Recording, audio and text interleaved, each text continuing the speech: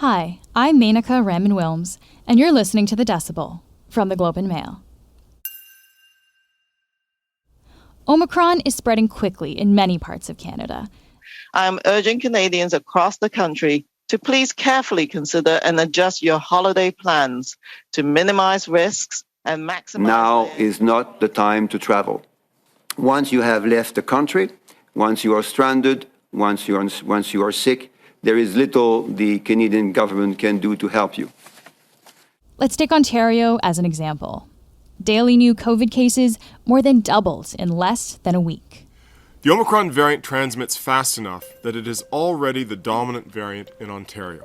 To further strengthen Ontario's response to Omicron and limit opportunities for transmission, the province is applying a 50% capacity limit in indoor public settings, such as restaurants, bars, gyms. And finally, for informal social gatherings, there will be a limit of 10 people indoors and 25 people outdoors. These measures come into effect on Sunday, December 19th, 2021 at 12:01 a.m.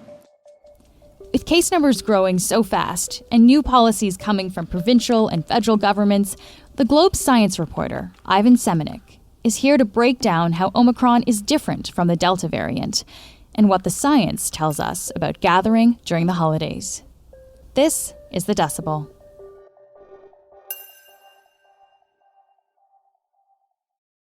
Ivan, thank you for joining us today.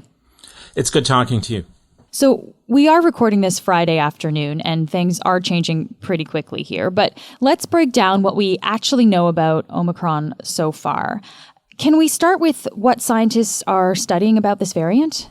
Sure. As before, there are sort of three main questions that researchers are pursuing to try to understand how this variant differs in its behavior from others. So, just broadly speaking, you've got the transmissibility of the variant compared to previous versions.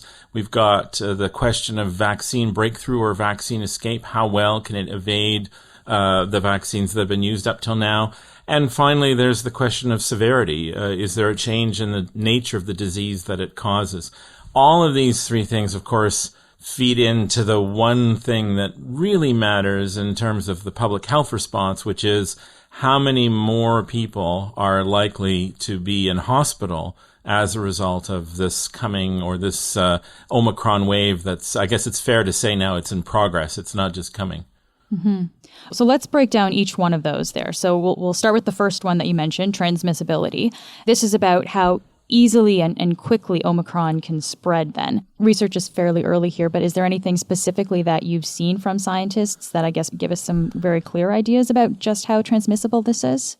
I think there's lots of evidence now that suggests this is a more transmissible version of COVID-19 or the virus that causes COVID-19. Since the beginning of the pandemic, people have gotten used to this idea of a reproduction number. How many cases is one case of the virus likely to create? So if the reproduction number is 2, for every person who has a case, that with no measures taken, that could lead to 2 more people, and then 4 more people, and then 8 more people, and so on. So that's what you get from a reproduction number of 2. And of course, you can try to bring down that number with public health measures, with other things that are meant to sort of reduce contact between individuals. So, the current estimates for Omicron are pretty sobering. I mean, we're seeing numbers between 3.7 and 4.5, various estimates. So in a sense, we're seeing something that's not that different from what we had with Delta, except happening it's like if you're watching a video, at double time. One of the more concerning stories about Omicron that is out there is about that holiday party in Oslo, Norway, where half of the guests, all of whom were vaccinated, contracted COVID after one person showed up carrying Omicron. It's also important to remember that COVID-19 has kind of low dispersion, which means that in addition to kind of spreading through the population, it's very uneven in the way it spreads. Most cases actually don't produce another case. whereas a small number of cases will produce a very large number. With COVID-19, we've seen all throughout the pandemic this high number of super spreader events, and that really indicates that low dispersion, the fact that the outbreaks are very patchy, which makes it really hard to predict and really hard to control or even to know how to advise people. Because people will find, look, we had a party, a bunch of us got together, no one got COVID, everything was fine, and yet the same scenario somewhere else could lead to large numbers of cases. The Norwegian event, I think, is very interesting and revealing. This is a Christmas party, mostly people between 30 and 50 years old, most, if not all, double vaccinated, and yet 73% ended up contracting COVID-19. No hospitalizations, I think, so far in that case, but still, it gives you a sense that there's been quite an erosion in the effectiveness of the vaccines because of the properties of this variant. Another thing that we often hear when we are talking about transmissibility is this thing called the doubling time for Omicron or for any variant, the time it takes for number of cases to double. Compared to Delta, what is Omicron looking like? Whereas with Delta, it was a matter of several days to weeks when we were looking at even the earlier variants. It's just down to a few days with Omicron. I think by December 10th, experts in the UK were already saying by the middle of the month, this variant will take over in terms of being the majority of cases, and that was just a matter of days away. So that's, of course, what people are concerned about, just because it increases the likelihood of a sharp spike or surge of cases into hospital. I think even instinctively now, people are starting to become more cautious. They're changing their holiday plans or kind of pre-holiday get-togethers and so on. Relative to other parts of the world, Canada actually has fairly high vaccination rates. What does that mean for Omicron transmission in the country? Will it be any different? The high vaccination rate will definitely help us, because even if there are lots of breakthrough infections, the evidence suggests that the chance of severe disease is less. It certainly means that people who are not vaccinated still remain at very, very high risk. And if this is a variant that can move fairly easily through the vaccinated population, a population that's gotten used to starting to open up again, I think what that means is the variant is going to find those remaining, 20% or so of Canadians who are not vaccinated in one form or another. It will be easier for them to be infected than it would have been even with Delta. And we're seeing this in other countries, that the surge begins first really with those who are not vaccinated. And so given all of this, what should we be doing now in terms of masking? Because I think many of us are very used to wearing masks now, but can we continue to rely on the same types of masks that we've been using this far? Well, I just got my order of KN95 masks delivered, so I know I've been feeling like the things that used to work for the earlier versions of COVID-19 may not work so well with Omicron. If it's a more transmissible version of the virus, that just means every time you're exposed to one of those virus particles, the opportunity for an infection is higher. Okay, so we've talked about transmissibility, which was the first factor you mentioned. The second trait you mentioned, Ivan, is vaccine escape. Can you just remind us again exactly what that means? When you take the vaccine, especially after the 2 doses, what's happening is you're training your immune system to recognize the virus, should a real infection occur. That includes having antibodies that can intercept the virus.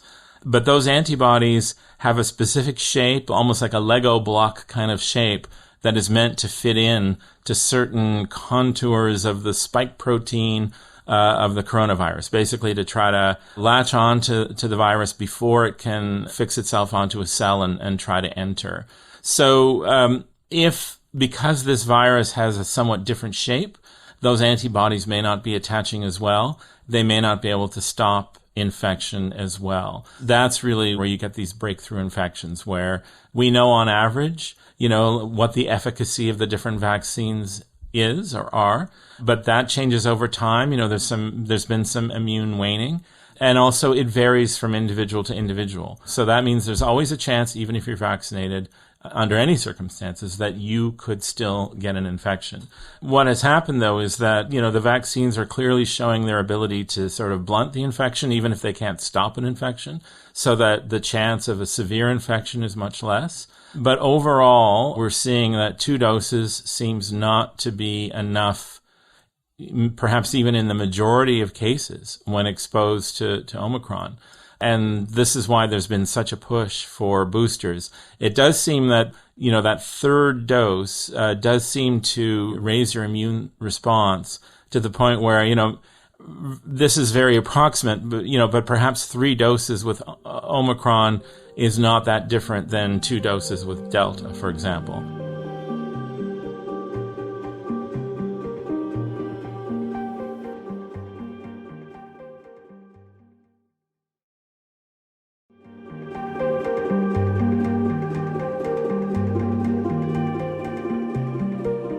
So we're coming up fast on Christmas now, and people have plans to get together for other celebrations as well.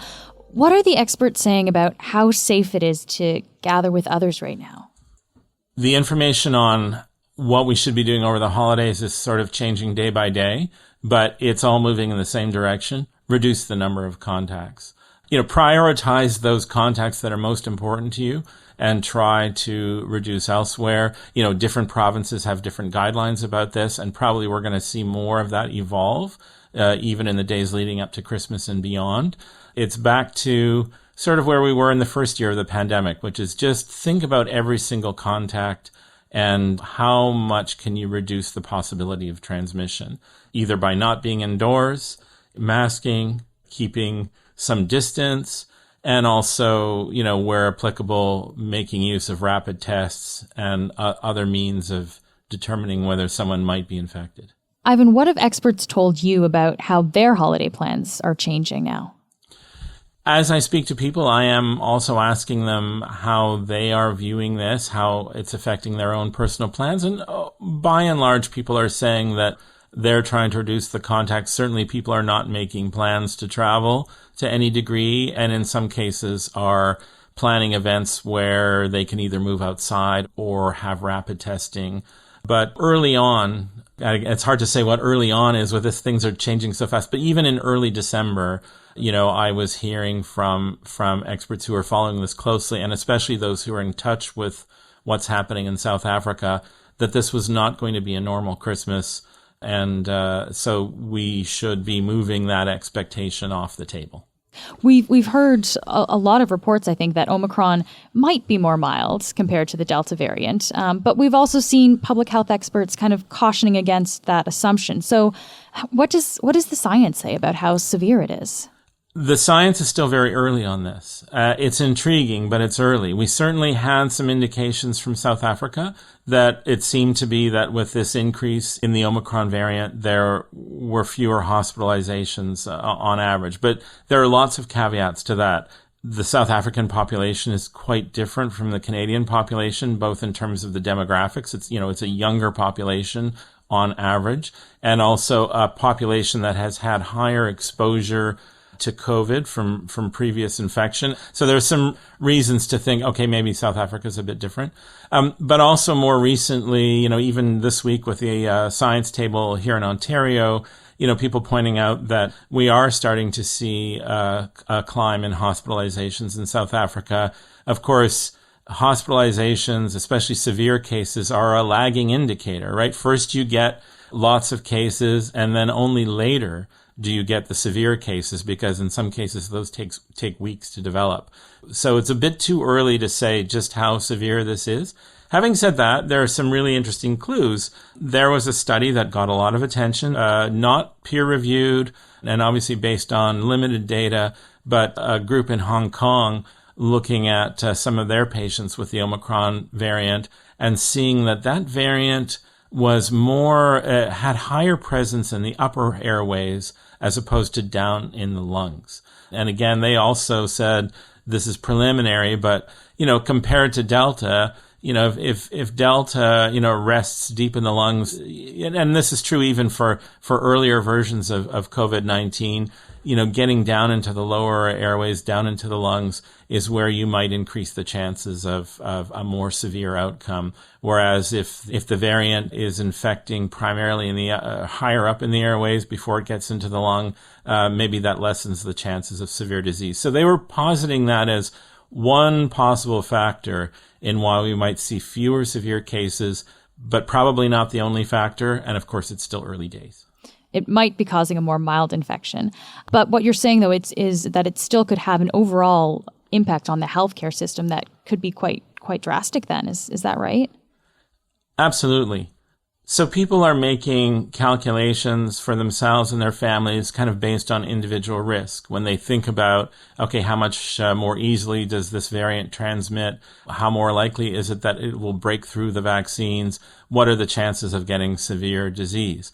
But these are all sort of little knobs that you can almost imagine like they're being tuned, and the end result is what's the overall effect across the population on the number of cases that are heading to the hospital.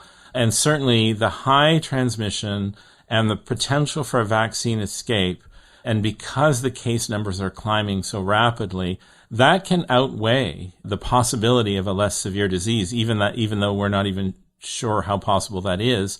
And so the overall effect can still be a very rapid increase in the number of cases in hospital. And of course, the real thing is to try to reduce the number of those severe cases, and especially to reduce the rate so that they don't overwhelm the healthcare system. So everyone needs to think not just about their own risk, but about trying not to contribute to that larger problem, because in the end, we're all affected if we can't access those services when we need them.